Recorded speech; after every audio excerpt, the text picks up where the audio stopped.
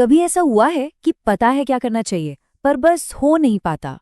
मतलब हम जानते हैं कि ये सही है लेकिन फिर भी हम वो करते नहीं। ये जो एक गैप है ना जानने और करने के बीच, आज हम इसी अजीब सी पहेली को समझने की कोशिश करेंगे।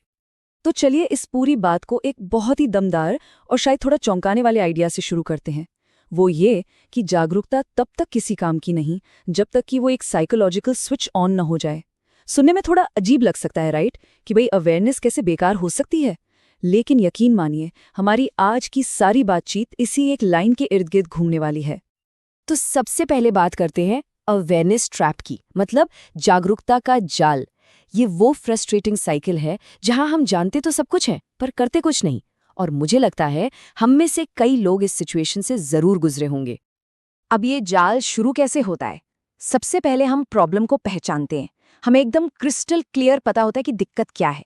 कोई बुरी आदत हो सकती है, कोई हेल्थ गोल हो सकता है, या करियर में बदलाव की जरूरत। पहला स्टेप तो यही होता है, अवेयरनेस। और हमें लगता है वाह, प्रॉब्लम पता चल गई, मतलब आधा काम तो यही हो गया। प्रॉब्लम पता चलने के बाद क्या होता है? जाहिर है हम उसका सोल्यूशन ढूंढने में लग जाते हैं।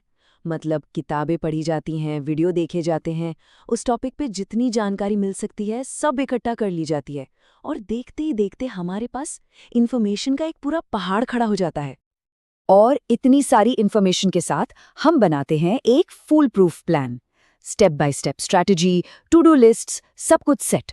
मतलब पेपर पर देखें तो प्लान एकदम परफेक्ट लगता है, जैसे कि अब तो बदलाव होकर ही रहेगा। और फिर कुछ नहीं होता, सब कुछ वैसा का वैसा ही रहता है। और सच कहूं तो यही इस ट्रैप का सबसे फ्रस्ट्रेटिंग पार्ट है। इतनी मेहनत, इतनी रिसर्च, इतनी प्लानिंग, और रिजल्ट जीरो। हम ठीक वहीं खड़े होते हैं जहां से शुरू किया था। तो ये सब हमें एक जरूरी पॉइंट पर लाता है, जिसे जानने का मिथक कह सकते हैं। यहाँ एक बहुत बड़ी गलतफहमी है जिसे हमें दूर करना होगा, और वो ये कि सिर्फ जानकारी होना डिसीजन लेने के बराबर नहीं है। हम अक्सर मान लेते हैं कि जितनी ज्यादा जानकारी होगी उतना आसान होगा बदलाव लाना, पर असल में ऐसा होता नहीं है। देखिए, ये दो बिल्कुल अलग अलग स्टेट्स हैं। जमीन आसमान का फर्क है इनमें। एक तरफ है अवेयरनेस, यानी जागरूकता। इसमें क्या है? इन्फॉर्मेशन है, एनालिसिस है, दिमाग का खेल है। ये एक पैसिव स्टेट है, मतलब बस पता है। और दूसरी तरफ है डिसीजन, यानी फैसला। इसमें कमिटमेंट है, अपनी पहचान में बदलाव है, और सबसे जरूरी एक्शन है। ये वो एक्टिव स्टेट है जो असल में बदलाव लाती है। तो सवाल ये उठता है कि वो कौन सी चीज है जो हमें सिर्फ जानने वाली स्टेट से कुछ करने वाली स्टेट में लेकर जाती है? यहीं पर साइकोलॉजिकल स्विच का ये फैसिनेटिंग कॉन्सेप्ट आता है। इसे असली बदलाव का एक छिपा हुआ मैकेनिज्म कह सकते हैं। तो ये साइकोलॉजिकल स्विच है क्या आखिर? चलिए इसे थोड़ा समझते हैं। ये हमारे अंदर होने वाली एक ऐसी घटना है जिसके बारे में हमें पता भी नहीं चलता। ये नॉन कॉन्शियस है, पर ये एक पक्का, एक डिसाइसिव मोमेंट होता है जो एक इंसान को सिर्फ जानने वाली पैसिव स्टेट से निकालकर कमिटेड एक्शन वाली स्टेट में डाल देता है।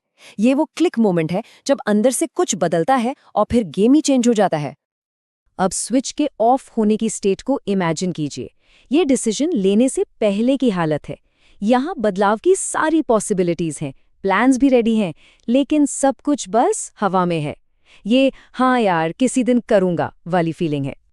और फिर आती है डिसीजन लेने के बाद की स्टेट, जब वो स्विच ऑन हो जाता है।